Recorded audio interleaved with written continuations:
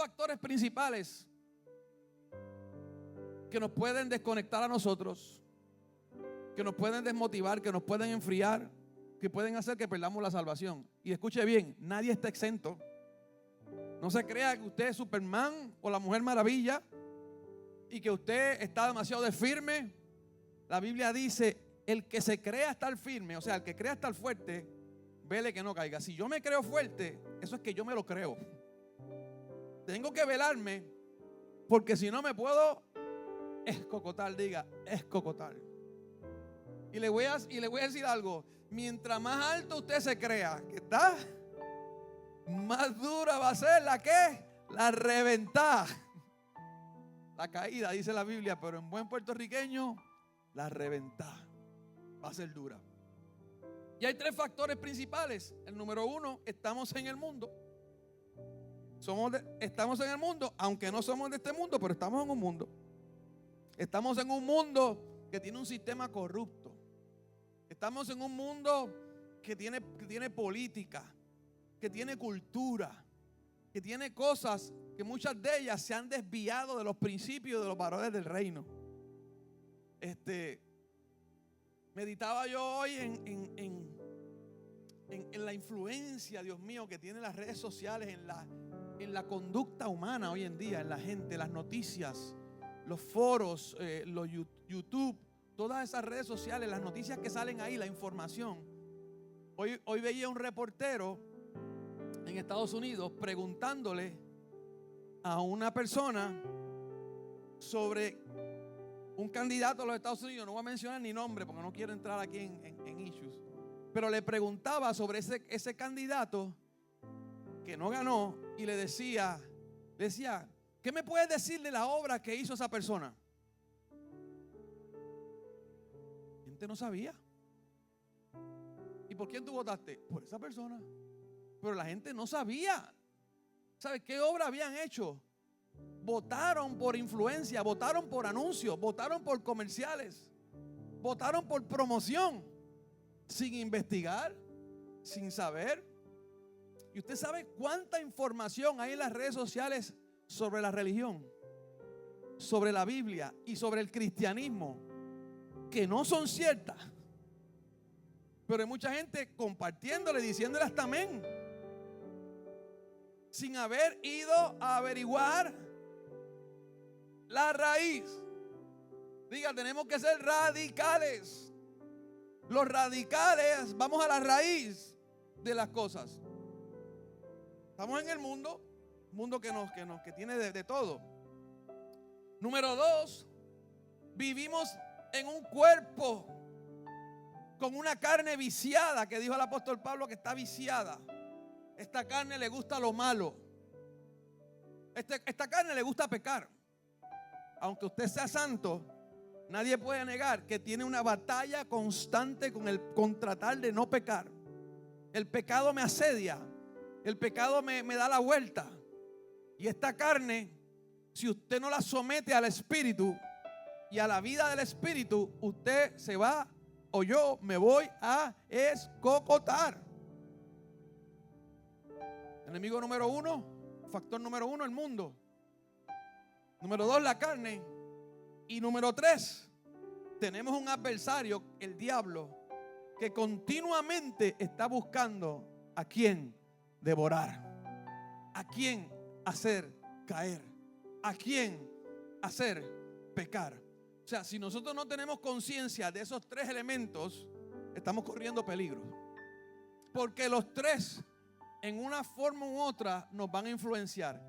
Y créeme que de los tres, te voy a dar el orden de peligrosidad. La más peligrosa, número uno, es la carne.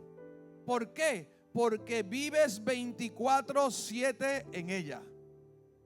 Número dos de peligrosidad, el mundo.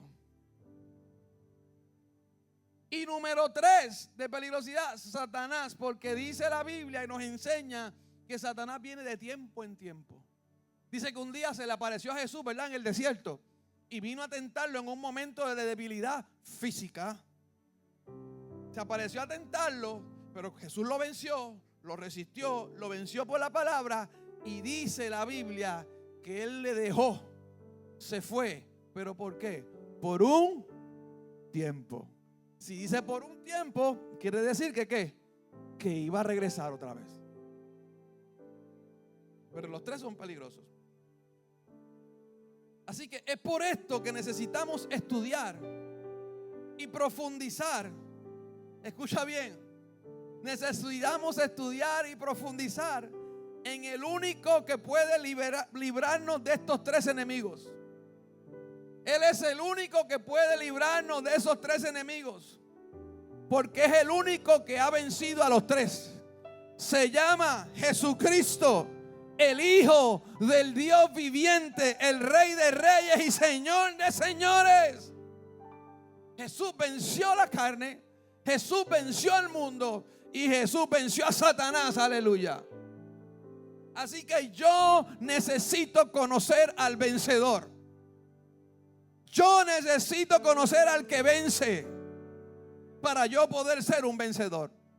Y en esta noche comenzamos a estudiar bajo el tema: edifiquemos sobre el verdadero fundamento, Jesucristo. Edifiquemos sobre el verdadero fundamento, que es Jesucristo. Mateo 7, 24 al 27. Dice lo siguiente: cualquiera pues que me oye estas palabras y las hace, porque no es oír solamente, es hacerlas, le compararé a un hombre prudente que edificó, construyó su casa sobre la roca, y esa roca es Cristo.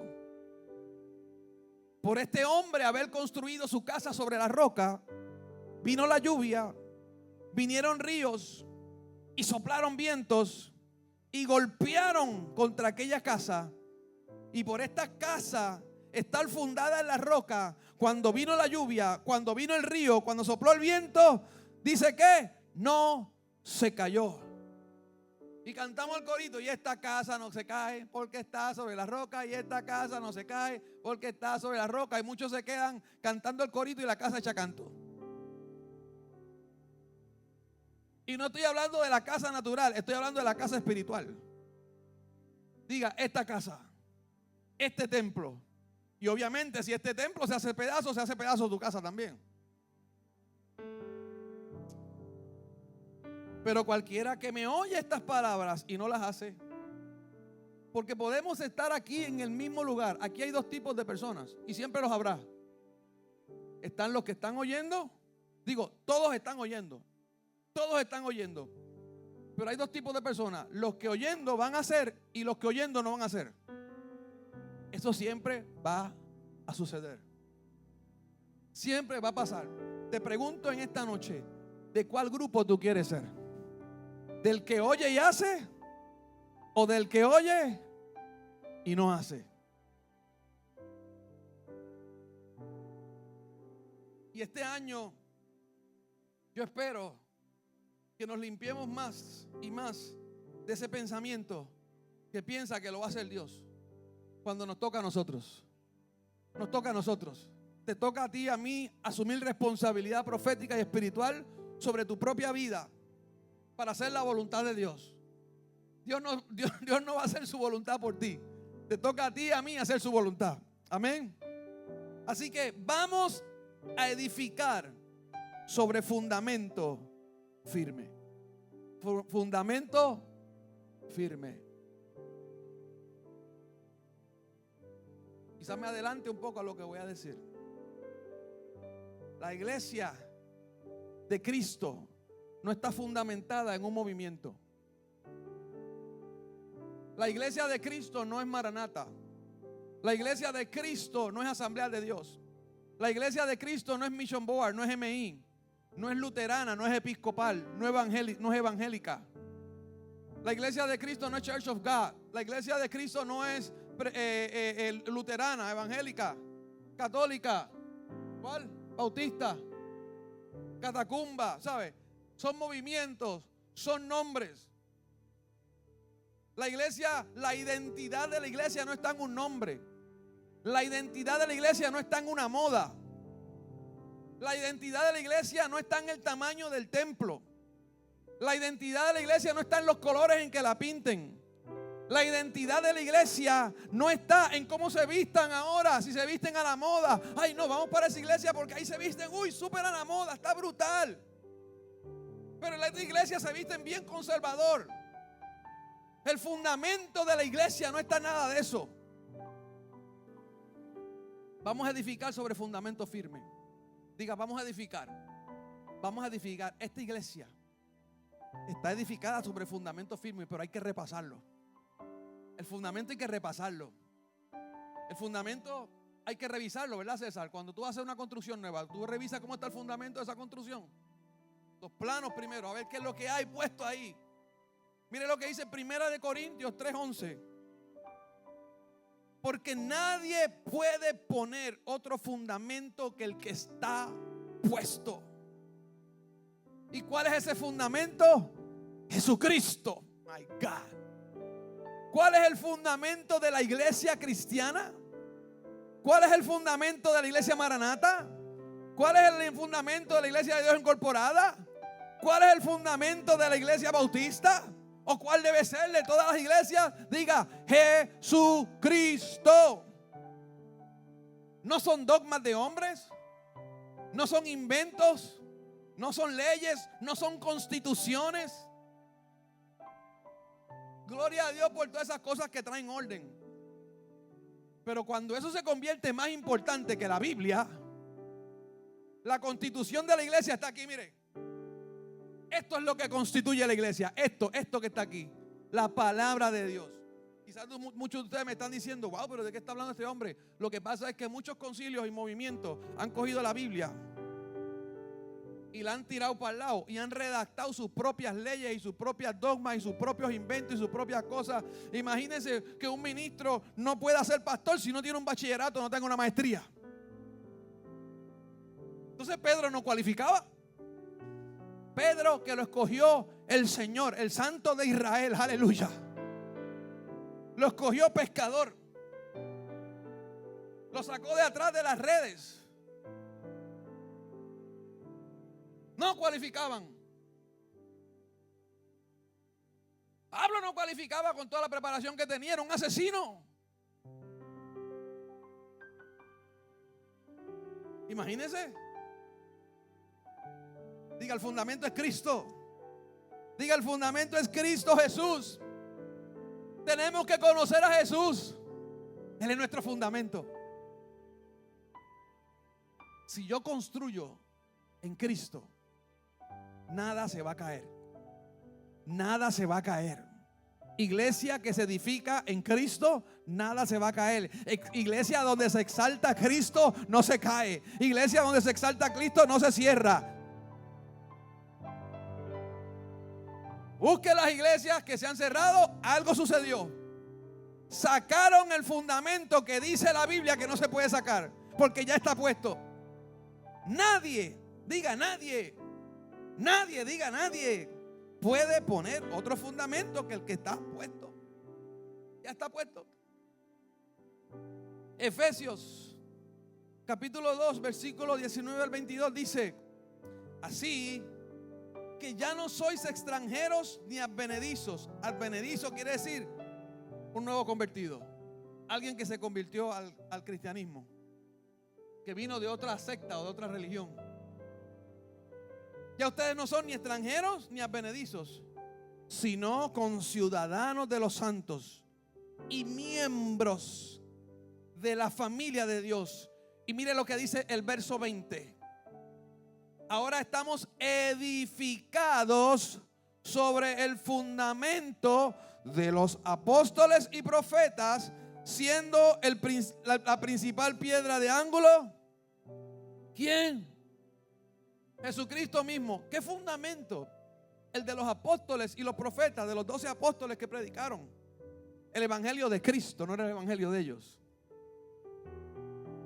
El evangelio, las buenas noticias que Cristo trajo del cielo, que les entregó a ellos, que por 3 años les estuvo revelando cuál era el evangelio. Se lo reveló a sus apóstoles en personas. Y ahora la iglesia se supone que haya seguido edificando sobre ese conocimiento que Jesús le entregó a los apóstoles, que no es de los apóstoles, es de Cristo. Edificando sobre Cristo. Cristo es la piedra del ángulo. Cristo es la zapata, diga la zapata. Entienda, cuando piense en el fundamento, piensa en la zapata de un edificio. Piensa en la zapata de esta casa. Decíamos esta mañana, imagínense que cogiéramos este edificio. ¿Qué va a pasar si nos ponemos a escarbarle la zapata? Vamos, tengo una idea. Hermanos, tengo una idea. Vamos a arrancarle la zapata al templo. ¿Por qué? No, porque eso es lo nuevo. Ahora le están arrancando la zapata a los edificios. Vamos a arrancarle la zapata. Es la moda. Y cogemos y le arrancamos la zapata. Venimos acá, traemos un dique, le empezamos a escarbarle por el lado y empezamos a remover la zapata.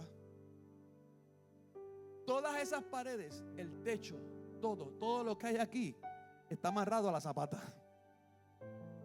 Se sostiene de la zapata, de la base. La iglesia se sostiene de Cristo. Tú y yo nos sostenemos de Cristo. Tú no te sostienes de mí. Yo no me sostengo de ti. Tú no te sostienes de un edificio. Tú no te sostienes de un nombre. Tú tienes que aprender que tú tienes que sostenerte de Cristo. Por eso es que el apóstol Pablo dijo: puestos los ojos en Jesús, el autor y consumador de la fe. Puestos los ojos en Jesús, el fundamento. Dice que Él es la piedra de ángulo donde está todo edificado. Mira lo que dice: es esta piedra en quien todo el edificio, bien coordinado, diga bien coordinado, va creciendo para ser un templo santo en el Señor. Acuérdense, no está hablando de un templo de cemento.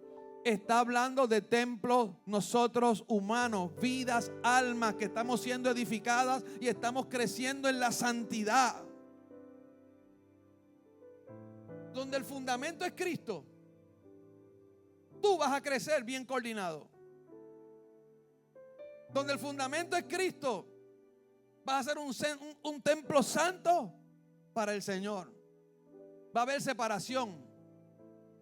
Va a haber una diferencia entre el mundo y yo. ¿Por qué? Porque soy santo. Santo es separado. Santo no es que usted anda por ahí con la cara larga. ¡Qué santidad! No me toques. Nada, una santidad falsa. Falsa.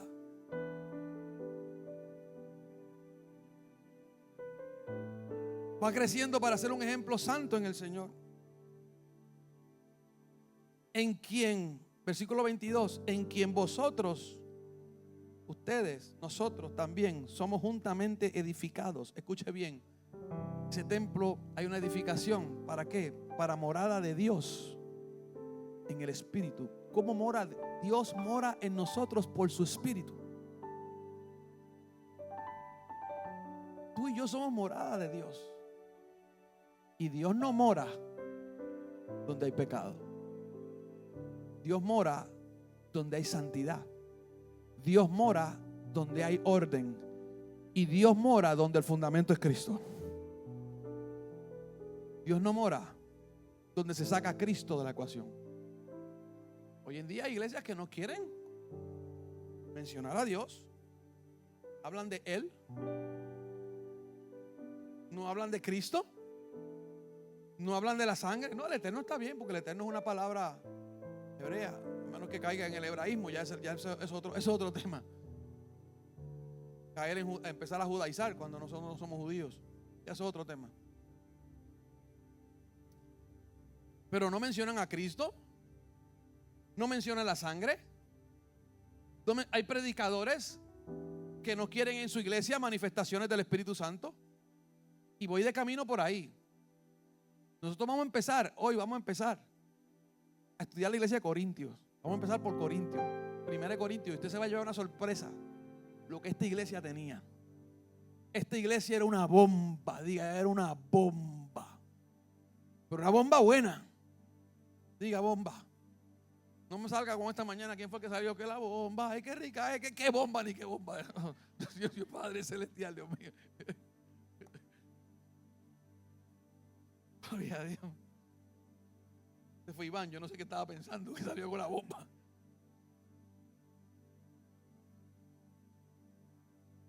Entonces, ¿por qué el apóstol Pablo le está diciendo estas cosas a la iglesia de Corinto? ¿Por qué le está dando esta explicación sobre el fundamento? El apóstol Pablo comienza en la primera carta a los Corintios dando gracias por todo lo que ha hecho esta iglesia. Incluso le voy a leer algo que a mí me ha impresionado. Escuche lo que dice 1 Corintios 1, del 4 al 7. Búsquelo, marque todas estas citas. Esto va a ser una cadena por ahí para abajo.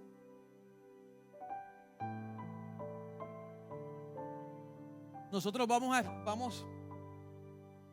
a identificar y vamos a expurgar por la Biblia todo lo que está sobre el fundamento, porque necesitamos conocerlo.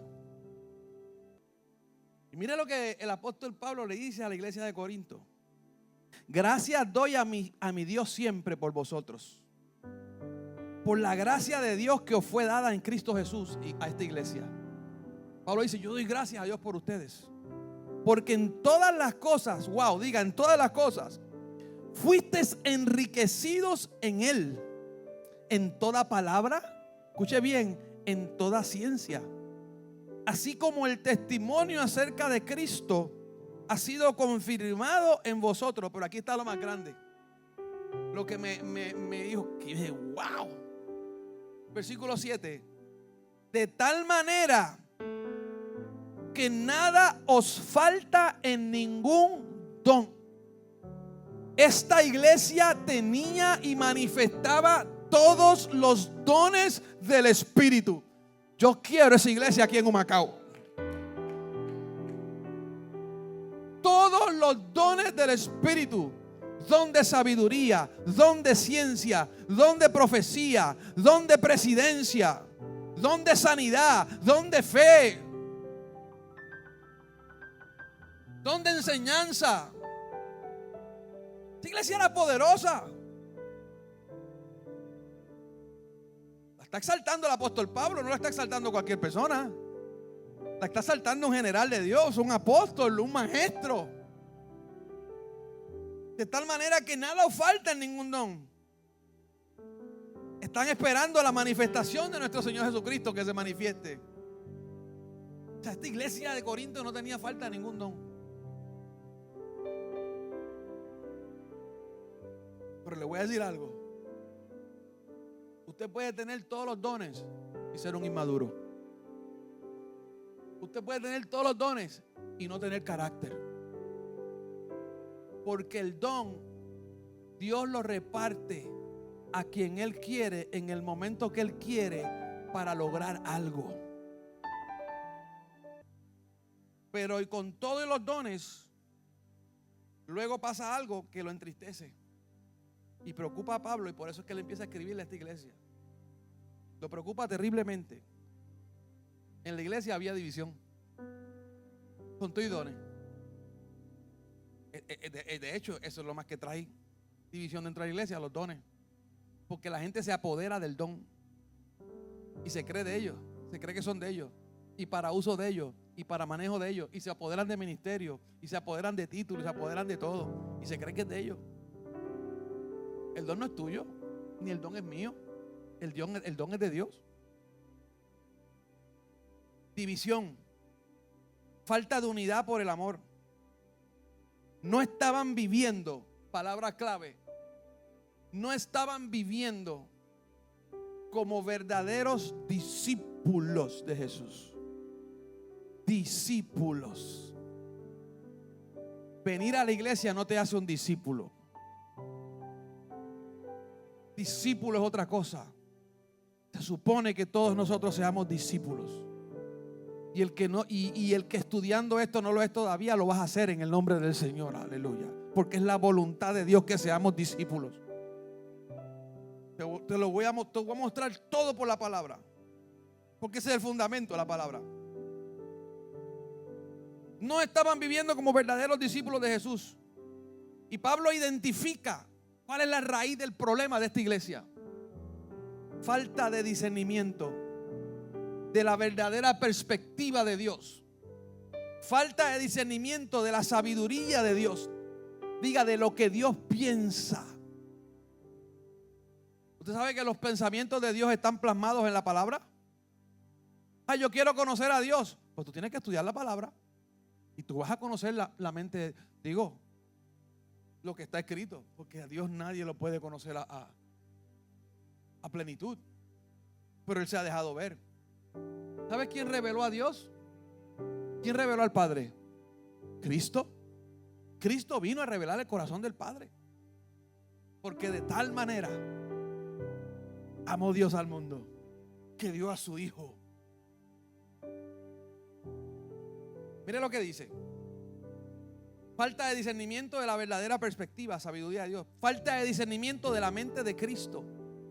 Somos poéticos mencionando a Jesús. En el mensaje de John esta semana, somos poéticos mencionando a Jesús. Sí, pero ¿estamos dispuestos a vivir como Jesús? El que no deje padre, madre, hermano, hermana, esposo, suegra, hijo, lo que sea, por mí, no es digno de mí. Yo quiero conocer a Jesús. Quiero conocer a Jesús. ¿Quieres conocer a Jesús? Él se te va a revelar, pero te va a decir: si quieres conocerme, el que quiera venir en pos de mí, niéguese a sí mismo, tome su cruz y sígame. Ese es el que va a conocer a Jesús. Pero la gente quiere conocer a Jesús sin aprender a decirse a ellos mismos que no primero, sin tomar la cruz para crucificar la carne y sus deseos y sus pasiones, y entonces seguirlo. Seguir a Jesús cuesta. Seguir a Jesús duele. Para seguir a Jesús hay que pagar un precio, pero te va a dar la paz y la seguridad que nadie ni nada te puede dar. Buscar a Dios, amar a Dios, estar con Dios, da una bendición sobre tu vida, un refrigerio. Yo tengo un gozo, yo tengo una alegría, yo soy feliz, yo amo a Dios con todo mi corazón y no me arrepiento y disfruto mi vida en Cristo. Diga, Pablo identificó la raíz del problema: falta de discernimiento. Diga, falta de discernimiento de la mente de Dios y la mente de Cristo. Y ese discernimiento es vital, necesario para que se pueda caminar unidos a Jesús. Para nosotros poder caminar a Jesús, unidos a Jesús, no hay forma. Si no entendemos poder caminar unidos a Jesús y unidos los unos a los otros, no hay forma si no conocemos esa mente. Y la mente de Dios está aquí. Mire, 1 Corintios 1, 18 al 25.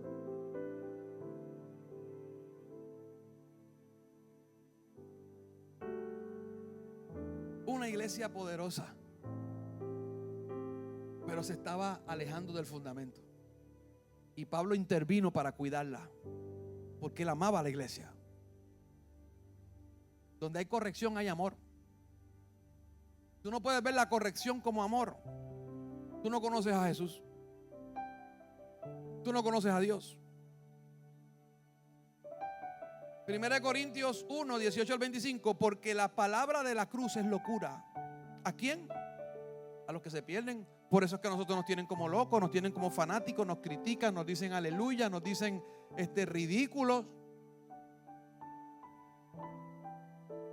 ¿Por qué yo soy ridículo? Porque no bebo, porque no fumo, porque no uso cannabis, porque no uso cocaína, porque no estoy en el bailoteo. Yo bailo aquí. Tengo 2 pies izquierdos, pero bailo. Danzo, brinco, gozo, disfruto. Salgo de vacaciones, viajo, voy a la playa. Porque la palabra de la cruz es locura a los que se pierden, pero a los que se salvan, esto es a nosotros, poder de Dios Pues escrito está. Mira lo que hizo el Señor. Destruiré. Y yo quiero que tú aprendas este principio en esta noche. Cuando tú encuentres algo en la palabra que diga escrito está, es que se escribió en otro lugar. Búscalo para que veas el fundamento. Pues escrito está: destruiré la sabiduría de los sabios y desecharé el entendimiento de los entendidos. Eso está en Isaías 29, del 13 al 14. Isaías 29, del 13 al 14, está ese verso claro. Porque cuando tú vienes a Cristo, tú vas a tener que desaprender un montón de cosas. Destruiré la sabiduría de los sabios y desecharé el entendimiento. ¿Dónde está el sabio? ¿Dónde está el escriba? ¿Dónde está el disputador de este siglo? ¿No ha enloquecido Dios la sabiduría de este mundo? Pues ya que en la sabiduría de Dios el mundo no conoció a Dios mediante la sabiduría, agradó a Dios salvar a los creyentes por la locura de la predicación. Dios va a revelar su sabiduría por el evangelio. No se la va a revelar al mundo, no está en otro lado. Es a través del evangelio, es a través de la predicación. Porque los judíos piden señales y los griegos buscan sabiduría, pero nosotros predicamos ¿a quién? Al fundamento, a Cristo crucificado. Para los judíos ciertamente tropiezo y para los gentiles locura, mas para los llamados, diga, somos llamados. Los que estamos en Cristo, los que están aquí en la iglesia son llamados, mas para los llamados, sean judíos como griegos, Cristo, poder de Dios y sabiduría de Dios. ¿Dónde está la sabiduría de Dios? En Cristo. Porque lo insensato, escuche bien, lo insensato de Dios es más sabio que los hombres. Y lo débil de Dios es más fuerte que los hombres. El mundo puede tener sus doctores, wow, filósofos, PhD, bla, bla, bla, bla, bla, bla, bla, bla. Pero en Dios, un jovencito lleno del poder de Dios y del evangelio es más sabio que un doctor. Aleluya. Porque está lleno de la mente de Cristo, de la sabiduría de Dios que Dios puede dar. Primera de Corintios 2, 14 y 16. Estoy estableciendo el fundamento. Hoy estoy estableciendo el fundamento para hablar del fundamento. Amén. Para que sepan de lo que vamos a hablar. Primera de Corintios 2, del 14 al 16. Pero el hombre natural, el que no conoce a Dios, no percibe las cosas que son del Espíritu de Dios. ¿Quiénes pueden percibir las cosas que son del Espíritu de Dios? Diga, nosotros. El mundo no entiende. Mira, aún el que lleva poco tiempo en el Señor ya percibe las cosas de Dios. Comienza a sentir sensibilidad espiritual. Que el Espíritu ya está en ti.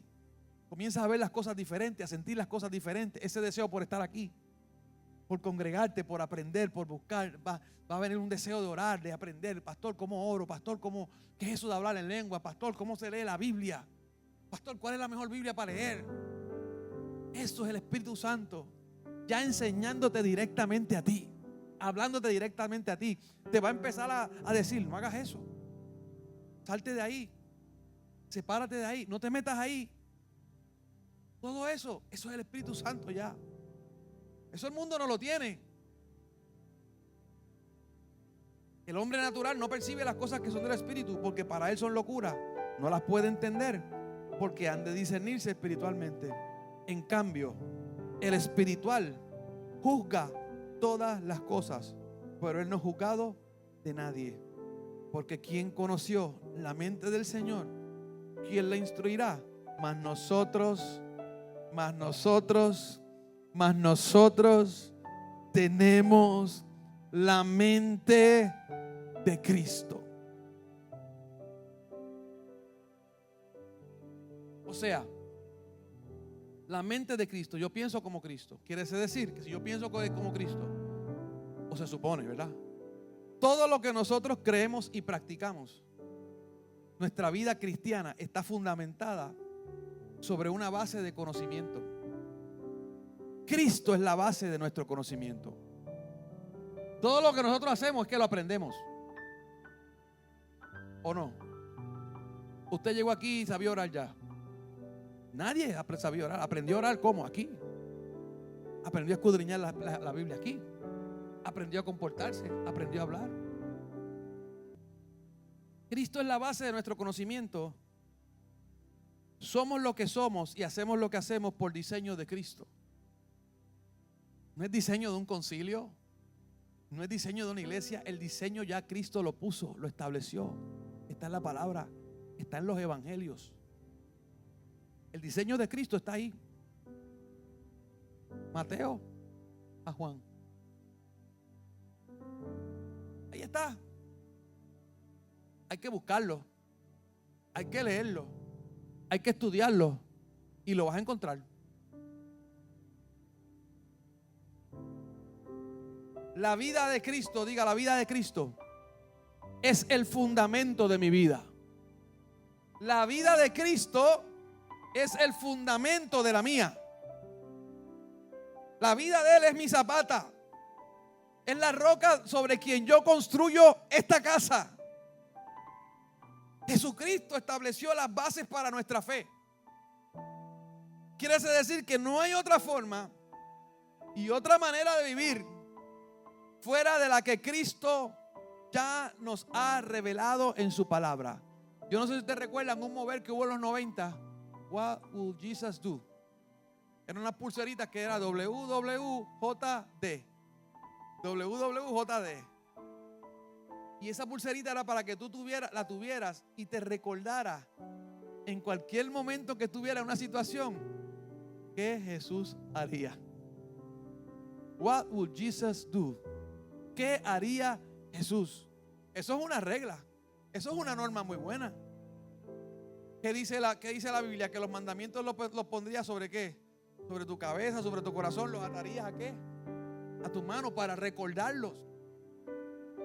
Los judíos tienen una mesusa en la puerta, que es una cajita con la ley ahí puesta, los mandamientos para recordarla. Dice, la escribirás en tu casa, en las columnas, en los linteles, en las columnas, en las paredes de tu casa tendrás la ley. ¿Para qué? Para recordarte que Jesús haría. Y te voy a decir algo, el Espíritu Santo, a mí muchas veces cuando he ido a hacer algo, he ido a hablar algo, ¿qué Jesús haría? Ese es el Espíritu Santo. Esa es la nueva ley de vida. Te está poniendo sobre el fundamento de la verdad. Pero hay gente que no quieren caminar en el fundamento, porque el fundamento cuesta negación, cuesta renuncia, cuesta decir no, cuesta lágrimas. Porque cuesta, hermano, limpiarse. Cuesta. Yo no te voy a negar que no cuesta, duele. Muchas veces te vas a caer, pero te vas a levantar en el nombre del Señor. Yo te voy a decir algo. Si tú pecas, abogado tenemos para con el Padre. Pide perdón y levántate, no te vayas, no corras, no te apartes. De eso se trata. ¿Sabe? No hay otra forma. Ya Cristo lo reveló en su palabra. Cuando no vivimos a la norma de lo que ya está escrito, nos salimos del fundamento. Y todo lo que se sale de su fundamento se derriba, no dura, no prevalece. El fundamento está puesto, no me puedo salir de él. Si ya comencé, tengo que seguir ahí, siendo edificado, siendo construido sobre ese fundamento. ¿Cómo construyo? Con la sabiduría de Dios, con la guianza de Dios, con la ayuda de Dios. ¿Cómo una iglesia se puede salir de su fundamento? Muy fácil. Dejando de vivir el código espiritual y moral como Cristo. La sociedad tiene códigos morales, aunque ahora los han bajado todos. Pero habían códigos estándares morales muy altos. La Biblia tiene estándares bien altos. Diga, la vara de Dios está acá arriba. ¿Y sabe lo que mucha gente ha hecho con la vara? Para poder cumplir, la vara no puede bajar. Soy yo el que tengo que subir. Esto no es un limbo de calipso.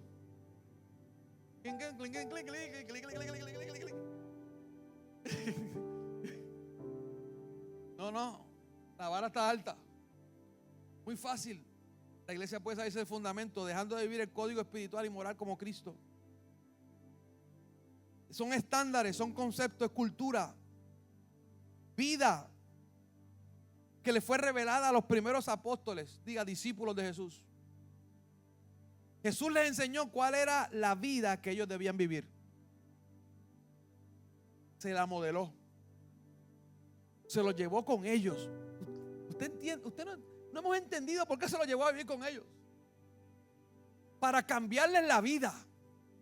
Para cambiarles la forma de vida. Para que ellos aprendieran cuál era la forma correcta de vivir. Para que entonces después ellos salieran de ahí a enseñarle a otros la vida que ellos habían recibido. Ay, vamos a hablar de otro tema, pastor. En 3 años, diga 3 años, les habló de absolutamente todo. Todo. 3 años. Lo cual le voy a decir algo. Supone que en 3 años un creyente ya debe ser un discípulo. Y todavía tenemos veteranos de guerra de 40 años en el evangelio, 20 años en el evangelio, que no han nacido de nuevo.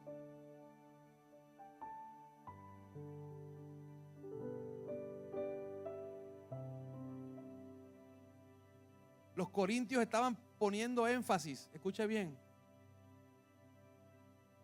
Los corintios empezaron a poner énfasis en las personalidades. En Pablo, en Apolos, en Pedro, en vez de enfocarse en una sola personalidad, Cristo. No, yo soy de Pablo, yo soy de Apolo, yo soy de Pedro. Llegó. Pablo dijo, lo vamos a leer después. Pablo dijo, qué bueno que yo no he bautizado a ninguno de ustedes. Para que nadie diga que yo lo bauticé. No, a mí me bautizó Pablo, el hombre de Dios. No, a mí me bautizó Pedro, el presidente, el original, el padre de la iglesia, el que estuvo con Jesús ahí hasta lo último. El que Jesús le dijo, tú eres Pedro y sobre ti edificaré mi iglesia. Ese fue el que me bautizó a mí. En eso es que la iglesia está poniendo su importancia hoy en día. En los hombres, en el ministerio. No, mi iglesia hace esto, mi iglesia hace lo otro, mi iglesia tiene estas luces, mi iglesia pinta, mi iglesia hace estas actividades, mi iglesia tiene equipo de pelota, la mía tiene baloncesto, la mía tiene soccer, el que es más moderno. Ese no es el fundamento de la iglesia. El fundamento de la iglesia se llama Cristo. Cristo, Cristo, Cristo, Cristo. El que invita a negarse a sí mismo, a tomar la cruz y seguirlo a Él. Ay, es que ese predicador, uy, ese pastor, uy, tiene una revelación. La revelación que él tiene te está llevando al fundamento. Te está llevando a renunciar al pecado. Te está llevando a amar a Dios. Te está llevando a negarte a ti mismo. Te está llevando a cuidarte y a autoexaminarte diariamente. Porque si no te está llevando a ese, no es fundamento. No es evangelio, porque eso es lo que hace el evangelio. El evangelio trae limpieza.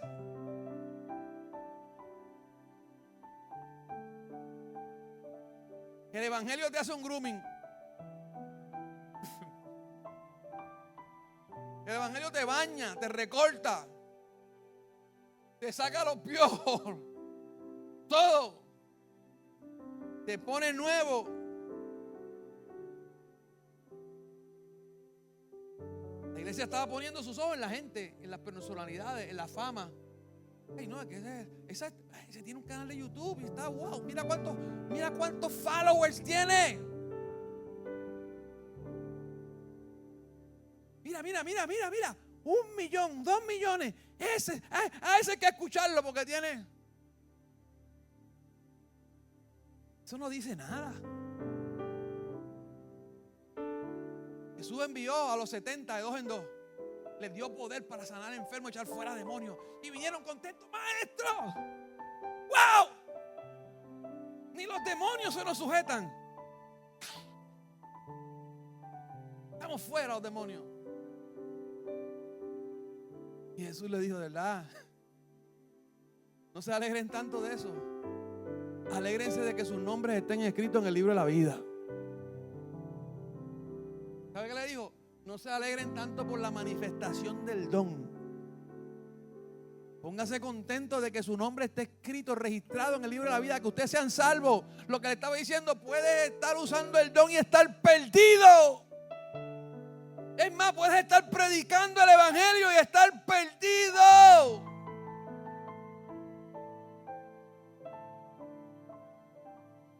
El fundamento es la parte más importante del edificio porque determina el tamaño del edificio, la forma del edificio, la resistencia de la estructura que va encima. Mientras más grande el fundamento, más aguanta. Mientras más grande el fundamento, más se le puede poner encima. Si usted no tiene un fundamento grande y fuerte, usted no va a aguantar mucho. Pero el que tiene un fundamento profundo, ancho, aleluya. Porque Cristo es ancho, es alto, bajo, ancho, aleluya. Usted va a aguantar, pero mire, wow. Por eso la gente que no tiene fundamento no aguantan. Se revientan. Cualquier cosa los atribula, por cualquier cosa se van, por cualquier cosa salen corriendo. No hay fundamento. Un ministerio puede ser exitoso por un tiempo, pero si no está fundamentado en Cristo, finalmente se derrumba y va a desaparecer. Puede tener mucha carisma, puede tener mucho ruido, puede tener mucha forma, mucho invento, mucha estructura, mucha fórmula. Pero aquí no hay fórmula que valga. Aquí lo que hay es fundamento. Fundamento. Eso es lo que me sostiene. Ese es el fundamento. Mire, ese es el fundamento. Eso que está ahí. Ese es el fundamento. La palabra de Dios. Porque la palabra es Cristo. El verbo, aleluya. En el principio era el verbo. En el principio era la palabra. En el principio era Cristo. Y el verbo era el mismo Dios, aleluya. Dios mío, qué bueno está esto, Padre Celestial. Esto es verdura. Esto no es malanguita blandita. Esto es verdura con carne. Aquí usted va a tener que arreglarse los dientes o algo para que coma, para que pueda comer. Aleluya.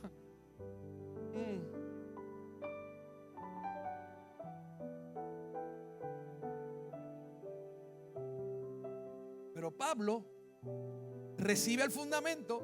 De hecho, él tuvo encuentro con el fundamento, con Cristo, y lo sigue enseñando en la misma forma. A Pablo le fue revelado igual que como se le fue revelado a los 12 que estaban en presencia de él. Dice, Pablo dijo, lo que recibí no lo recibí de ningún hombre, lo recibí por revelación. Dios mío, Señor. Y aquí viene uno de los principios más grandes y más importantes de por qué estamos haciendo esto y por qué le vamos a meter duro. Y por qué vamos a coger en serio el nombre que esto tiene, discipulado integral, los jueves. Porque este fundamento se recibe y se aprende por medio del discipulado. Y el discipulado, más que clases, es un modelaje de vida. Más que clases, el discipulado, más que teoría, más que información, el mejor discipulado es el modelaje que tú puedes dar. Como hablaba Naomi esta mañana, del testimonio. Que el mejor discipulado que tú puedes dar en tu casa es el testimonio que tú das en tu casa. ¿Qué ven tus hijos en ti? ¿Te ven siéndole fiel a Dios? ¿Te ven con un fundamento sólido? ¿Te ven orando? ¿Te ven estudiando la palabra? ¿O te oyen hablando malo, quejándote, murmurando? ¿Cómo te ven tus hijos?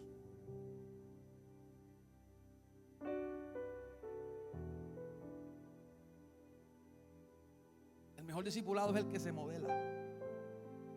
Es instrucción, es enseñanza, pero es modelaje. El discipulado está en la iglesia de Cristo y es parte del fundamento. Diga, discipular es parte del fundamento. Donde no hay discipulado, no hay alimento espiritual para el alma. La iglesia tiene la gran comisión de predicar el evangelio para ganar almas y discipular las almas para vivir el evangelio. ¿Me escuchaste? La iglesia tiene la gran comisión de predicar el evangelio para ganar almas y discipular las almas para vivir ese evangelio que escucharon. Mateo 28, 19 al 20. Ya estamos terminando. Ya terminamos. Gloria a Dios. Bueno, que me dio el tiempo para hablar todo. Gracias, Señor. Mateo 28, 19 al 20. Apunte eso si puede. La iglesia tiene la gran comisión, porque se habla de la gran comisión y todo el mundo enfocado en predicar. ¿Y el discipular qué? Porque lo vamos a ver ahora. Jesús no dijo que predicáramos nada más. La iglesia tiene la gran comisión de predicar el evangelio para ganar almas y discipular esas almas para vivir el evangelio, para vivir el fundamento. Mateo 28, 19 al 20. Por tanto, id y haced cantantes, danzores, diáconos. ¿Qué dice ahí? Conferencistas, influencers. Ahora todos los cristianos quieren ser influencers.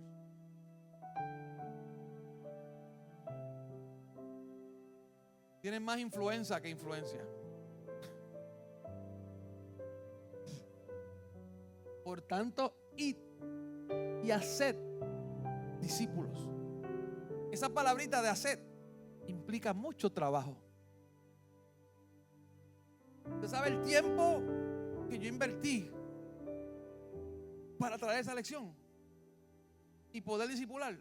Horas estudiando, quemándome las pestañas bajo una luz ahí de noche.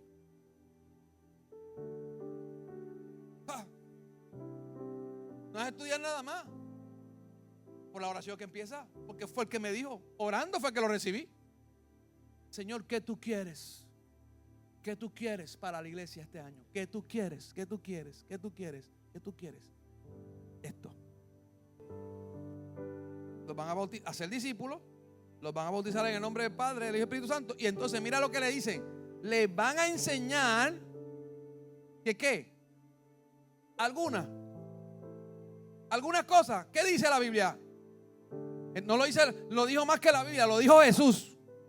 Que guarden, dígalo, todas las cosas que os he. Él ya le había enseñado, le había mandado qué cosas tenían que guardar. ¿A quién le tocaba ahora enseñar? A los discípulos. Diga, el discipulado es necesario. En el discipulado me van a enseñar lo que yo necesito hacer. ¿Sabe qué está haciendo el Señor? Llevándonos al fundamento. A las cosas, vamos a ver y vamos a estudiar las cosas que Jesús ha mandado que hagamos. Todas las cosas que os he mandado. Y he aquí, yo estoy con vosotros todos los días hasta el fin del mundo. Hermano, la iglesia que haga esto, el Señor no se va a apartar de ahí. El Señor siempre va a estar ahí. El Señor va a estar con nosotros todos los días hasta el fin del mundo. Julián, esa es la esencia.